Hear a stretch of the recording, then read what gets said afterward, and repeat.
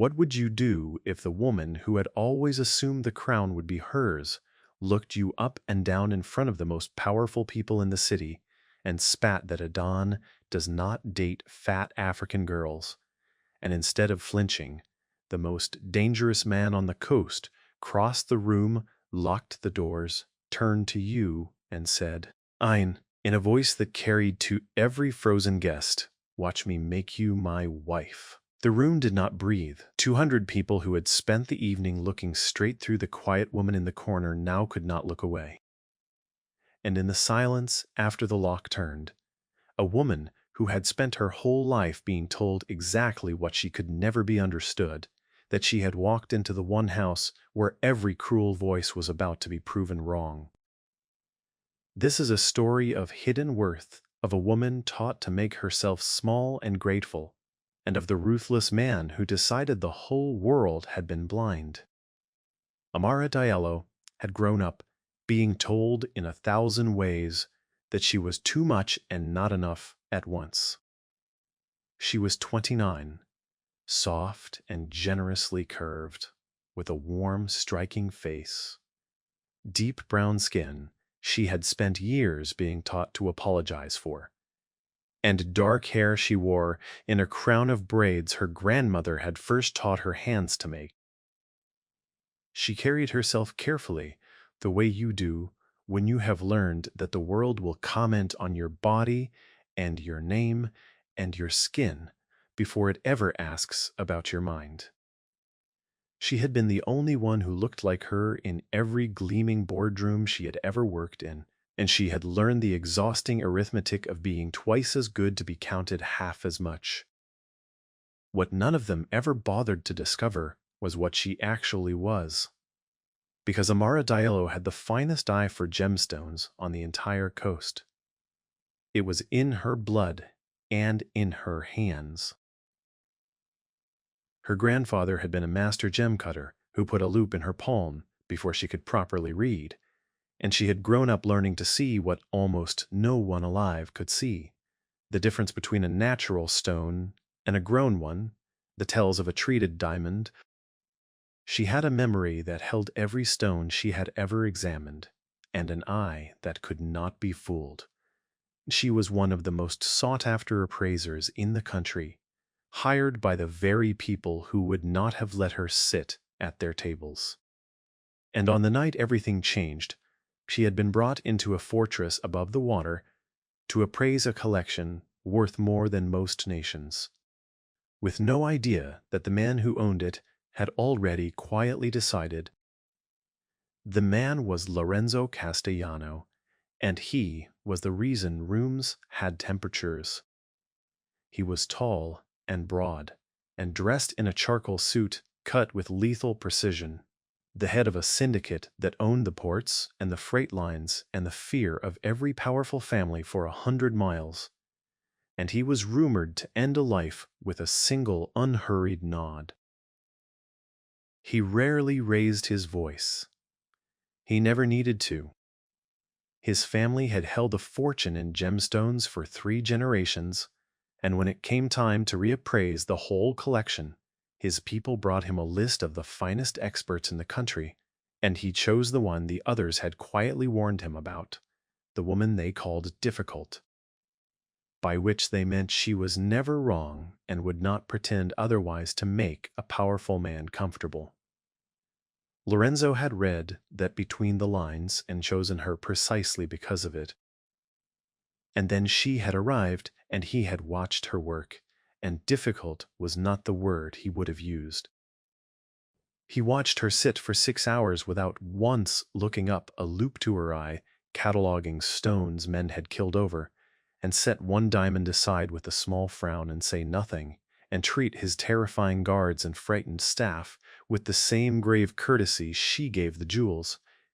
And something in the coldest man on the coast came quietly alive. He noticed she hummed very low an old song when she concentrated. He noticed she straightened her spine before delivering a finding, as though bracing for an argument she had learned to expect.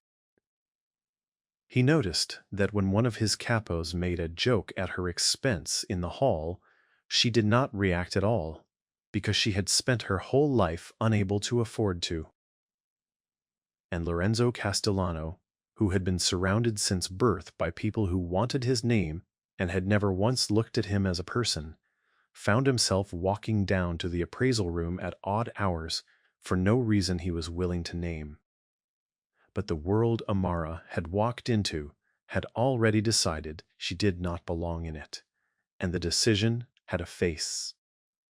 Valentina Serra was the daughter of an allied family, and she had spent 2 years operating on the settled assumption that she would be the next Senora Castellano, because it made dynastic sense, and because she had never in her life wanted something she could not eventually take. She had noticed the way Lorenzo lingered near the appraisal room, the way a predator notices a shift in the wind. And at a formal gathering in that fortress, she decided to remind everyone, most of all the quiet woman with the loop, exactly where the lines were drawn. She crossed to where Amara stood alone near the tall windows, loudly an audience gathering, and looked her up and down with slow, theatrical contempt, and said the thing she had been savoring all evening. "Let me save us all some embarrassment," she said, her voice carrying. "Whatever you imagine is happening here, understand something. A Don does not date fat African girls. He hires them, then sends them home through the service entrance."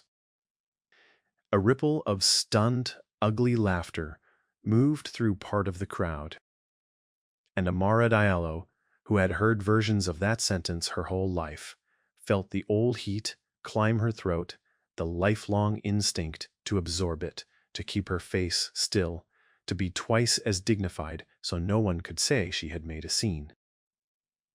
She did not answer. She had learned at great cost that answering was a luxury women like her were rarely allowed.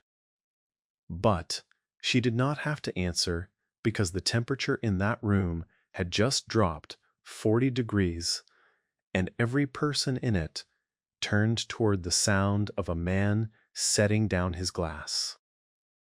Lorenzo Castellano crossed the room without hurrying, the crowd parting before him the way crowds part before something dangerous, and did not stop until he stood between Amara and the woman who had spat at her.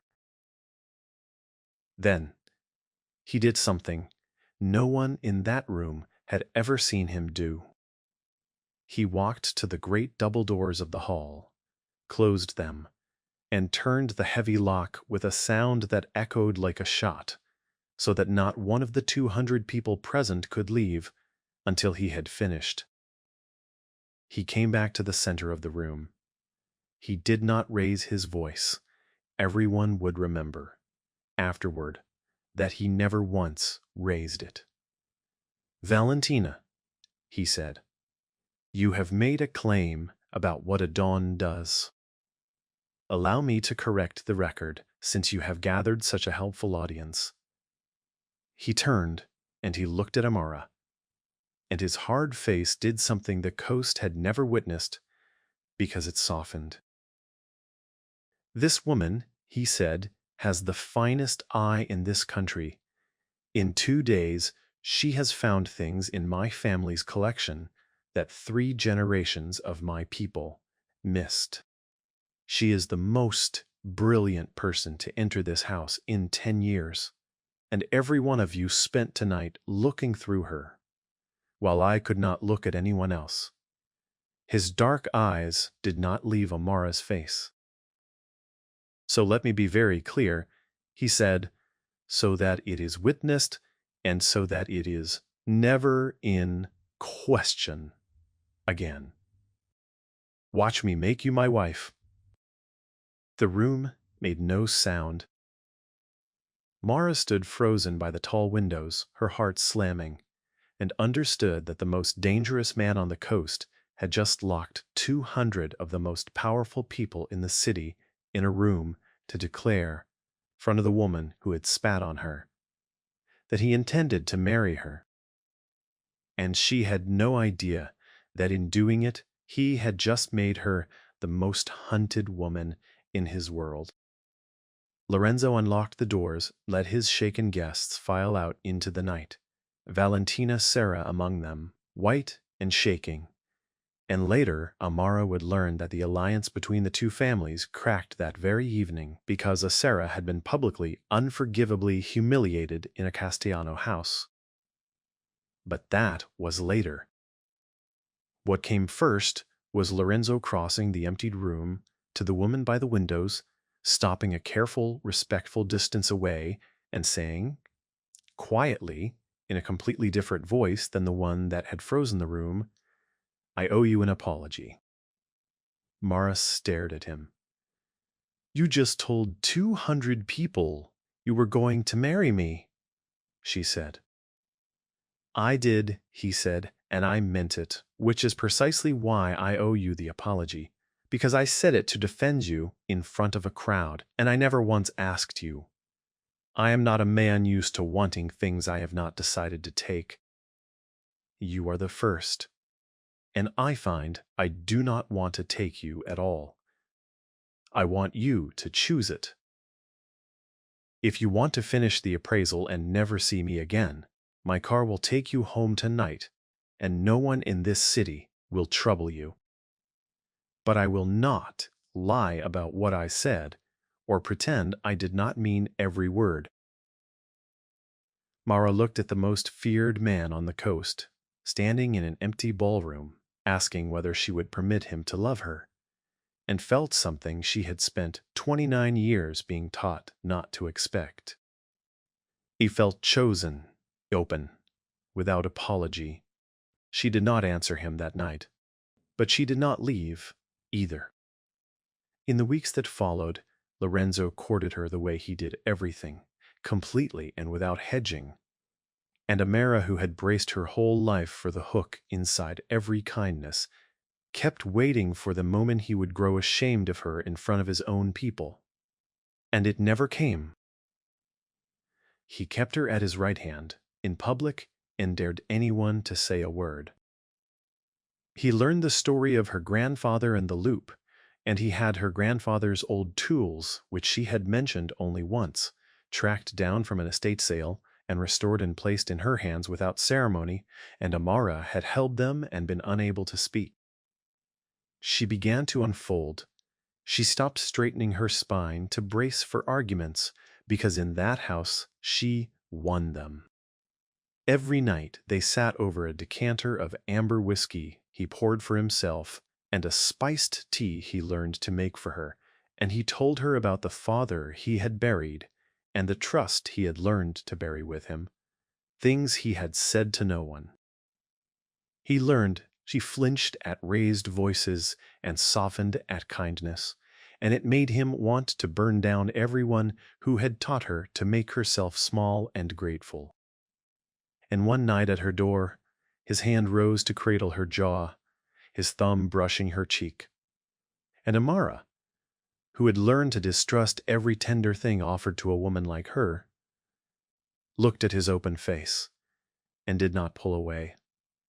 And he saw that she did not, and it was the most either of them had ever said. But Amara, being Amara, had never stopped thinking about the one diamond she had set aside on her very first day, the one with the frown. The cruelty had a second act, and it came at a formal dinner. Because humiliation, like Valentina's, does not retreat, it regroups. She arrived on the arm of a rival family, still welcome in certain rooms, and found Amara seated at Lorenzo's right hand in a gown of deep gold that celebrated every curve she had spent her life apologizing for, her braided crown gleaming, and it enraged her. She leaned in by the sideboard, an audience gathering out of habit, and let the old poison out again. "Enjoy it while it lasts," she said, low and vicious. "He is making a point, that is all. When the families force him to see sense, he will remember what a don's wife is supposed to look like. and it is not you. Nobody looks at a girl like you and sees a queen." The temperature in the room dropped 20 degrees, and the old Amara would have absorbed it, kept her face still, been twice as dignified. But something had been rebuilt in her, and she did not lower her eyes. "You keep using that word, queen," Amara said, her voice quiet and perfectly level, "as though it were a thing your face buys you." She turned her loop over once in her fingers. "Let me tell you what I actually am, Valentina. I am the person who spent the last 2 weeks with this family's entire fortune under my eye. And I have found a stone in that collection that is certified as a flawless natural diamond and is in fact a laboratory-grown replacement, swapped for the real one and papered over." She tilted her head. "Which means someone has been quietly stealing from this house and betting no one would ever be able to tell." "I can tell, Valentina. That is what I am. So do be careful whose queen you insult. She might be the only person in this house who can see." The silence had teeth. Valentina did not understand it, but a man standing just past her shoulder went the color of ash. And Lorenzo, who had crossed the floor in silence, took Amara's hand and pressed his lips to her knuckles in front of the entire table. "You never make yourself small in this house again, Regina," he murmured. "The word for queen. Not in my world, and never in front of me." But the man who had gone pale understood exactly what the appraiser had just said, because he had done the swapping, and he had assumed, as everyone always assumed, that a woman like her could be looked through forever. The man was Corrado, Lorenzo's consigliere, who had spent 3 years building a quiet fortune out of the one asset his boss trusted him to guard. For 3 years, Corrado had been selecting the finest natural stones from the collection, replacing them with superb laboratory-grown copies and forged provenance, and moving the real diamonds out through a rival family who paid him in money and in a promise, because a man who controls a fortune in untraceable stones does not remain a consigliere forever. It had been perfect. The collection sat in a vault and was almost never examined because who examines what everyone agrees is priceless. And Corrado had encouraged the Valentina match precisely because it kept the families close and his pipeline open, which was why Lorenzo's public rejection of her had threatened everything, and why a gemologist with an unfoolable eye had turned a threat into a catastrophe. She had found one swap stone in 2 days. Given weeks, she would find all of them, and the forged papers, and the hand that signed them. Corrado smiled, thin and cold, and began, very quietly, to plan. It was the last mistake he would ever make as a free man. Amara brought it to Lorenzo that night, and she brought it the way she brought everything completely, and with proof no one could argue. She had gone back through the entire collection, with the frown that had started it all, and her eye did not lie. 11 stones. 11 of the finest diamonds, quietly replaced with laboratory-grown copies so good only a handful of people alive could have caught them. Each accompanied by provenance documents, flawless, except for the small impossible details her memory would not release. A certifying laboratory that had closed the year before its certificate was supposedly issued. A cut style that had not existed when a stone was supposedly graded. And every forged paper, every swapped stone, led to a single point of access, because only 2 people were permitted to move stones in and out of that vault without a second signature, and one of them was Lorenzo. She laid it out on the study table without drama in order. And Lorenzo Castellano went very still, and then he did the thing that undid her completely. He believed her instantly. He did not ask her twice. He did not demand that a man with a title confirm what an appraiser had said. He looked at a case built entirely from inclusions and closed laboratories and impossible dates, assembled by a woman the world had spent her whole life refusing to take seriously, and said, quietly, Corrado. Then he took her face in his hands and said, "If I move on him and he sees it coming, he will not come at me. He will come at you, because you are the only person alive who can prove what he has done." And neither of them knew that Corrado had already made that decision. The fortress went dark at 2:30.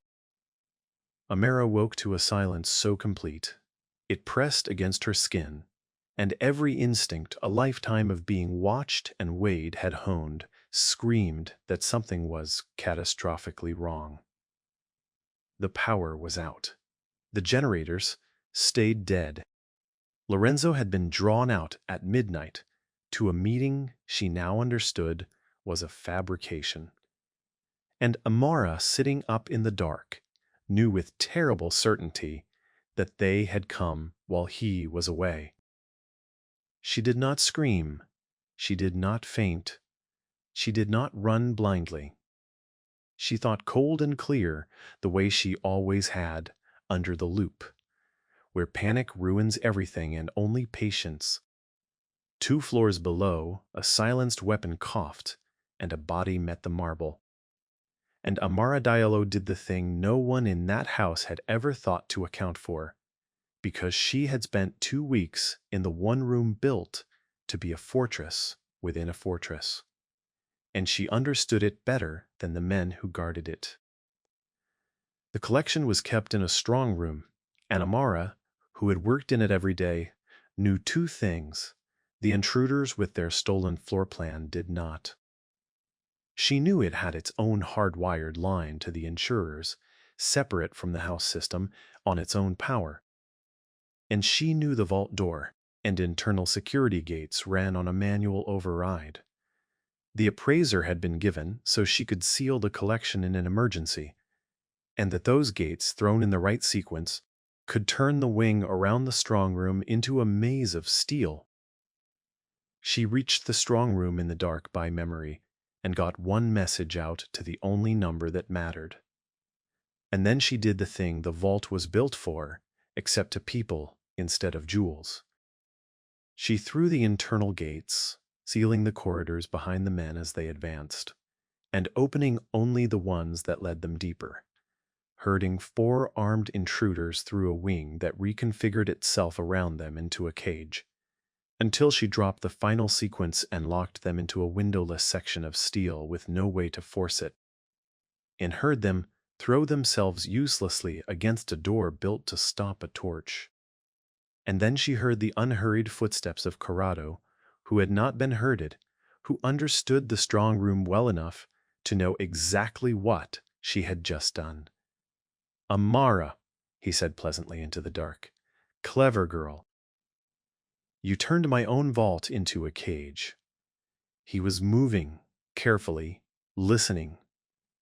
"Do you know, in 20 years, I never once considered the appraiser a danger. We guarded that collection against thieves and rivals, and never dreamed the threat would be the woman we invited in to look at it. But you have made one mistake tonight. You have sealed my men away." "Yes. But you are still in here in the dark with me, and I do not need a gate to open to reach a frightened woman." And Amara Diallo, pressed into the dark with her heart slamming, did the one thing he never expected, because she was not, in the end, the frightened woman he had spent his life assuming she was. "You've made the mistake, Corrado," she said. Silence. "You think you are hunting something frightened in the dark," she said. but I have spent my whole life being underestimated by men exactly like you. And do you know what that builds? A person who never once relies on being seen to be safe. Your men are sealed in a steel room that only opens from my hand. And everything I found, every swapped stone, every forged certificate, every date that cannot exist, is already gone. Photographed, sitting with 3 people, will hand it to Lorenzo and the whole commission the moment I stop confirming I am alive. She let it settle in the dark. You did not come here to silence a witness.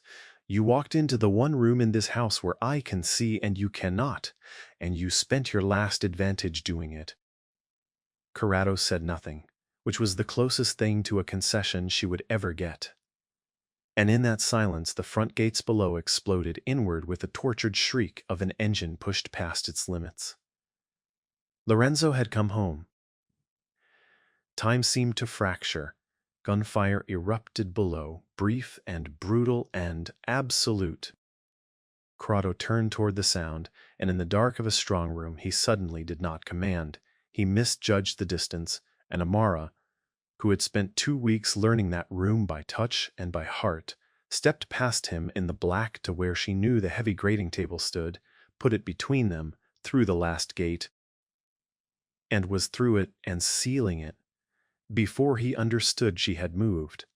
And then the corridor beyond flooded with light, and Lorenzo filled it. Soaked in rain, his eyes wild and searching. Piero, his loyal lieutenant, poured in behind him with 4 armed men, and the trap Corrado had spent 3 years building snapped shut around him instead. Lorenzo had him by the throat against the wall before he could speak. 20 years, he said. You robbed my own house, 1 stone at a time, and when a woman finally saw you, you came into my home for her. Then he turned his head, and the murderous cold in his eyes dissolved into raw, naked fear, and he released Corrado to Piero's men and crossed to Amara in 2 strides. His hands moved frantically over her arms, her face, her shoulders, checking for any harm to what was his. "Are you hurt?" he demanded, his voice cracking. "Did he touch you? Look at me. Breathe. Tell me." "I'm all right," Amara wept, her fingers twisting in his soaked coat. "I sealed his men in the vault and locked him out with a grating table." Lorenzo let out a broken, disbelieving laugh into her hair, and then he framed her tear-streaked face in his trembling hands and looked at her the way no one in her whole overlooked life had ever looked at her. "You are magnificent," he breathed. 20 years he stood beside me, and I never saw it. And you caught him from a single stone that did not belong. And then his voice cracked open entirely. "Do you remember what I said in that ballroom?" he said hoarsely. "Watch me make you my wife." He pressed his forehead to hers. "It was the truest thing I have ever said, and I have spent every day since terrified you would decide the world was right and I was the fool." Corrado, the man who had smiled at Lorenzo Castellano for 20 years while robbing him blind, learned the price of underestimating her before the week was out. Lorenzo did not act in blind rage. He let Amara lay the whole of it before the commission, every swapped stone, every forged certificate, every impossible date, all of it seen and proven by a woman that world had spent its life refusing to look at. And when the 5 families had seen the evidence, and the rival house that had bought the stolen stones was exposed along with him, Amara did not counsel death. "You do not need to make him a martyr," she said quietly. "You need to make him nothing." So they did it her way. They stripped Corrado of every asset and every stolen stone, exposed his 3 years of theft to the very families he had schemed to serve, and cast him out, alive, bankrupt, disgraced. His name a warning whispered in every vault and back room on the coast, a fate the old men agreed was far crueler than any quick and merciful bullet. And Valentina Serra, who had spat that a Don does not date fat African girls, watched her family's alliance collapse in the wreckage, discovered that her own father's dealings had brushed the rival house Amara's evidence exposed, and spent the years afterward at the far edges of a world that had stopped opening its doors to her.